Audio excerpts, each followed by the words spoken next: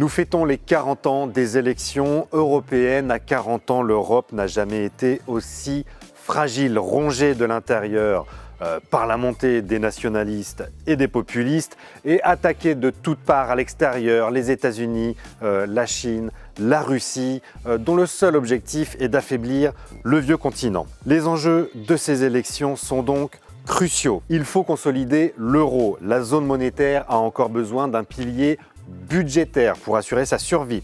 Il faut renforcer la croissance en renforçant les écarts de compétitivité qui vont croissant depuis quelques années entre les États membres. Les défis sont démocratiques, démographiques, institutionnels, politiques et économiques. Face à cela, qu'a-t-on entendu hier soir sur France 2 pour l'avant-dernier débat de la campagne? Il faut taxer les bénéfices des grandes compagnies. Faire une taxe kilométrique. Taxer aux frontières les produits qui sont fabriqués à partir de l'esclavage humain. Taxer le fioul lourd et le kérosène. Une taxe carbone aux frontières. Des taxes et encore des taxes, sans manquer d'attaquer bien sûr un peu le libéralisme. Les dérives de cette Union européenne libérale. L'Union européenne, c'est le bras armé de l'ultralibéralisme. Tous ces traités européens ultralibéraux qui nous imposent ces règles de la concurrence libre et non faussée. Une politique néolibérale. Ce système inique qu'est le néolibéralisme. Plus d'impôts et moins de liberté, voilà le discours dominant de cette fin de campagne.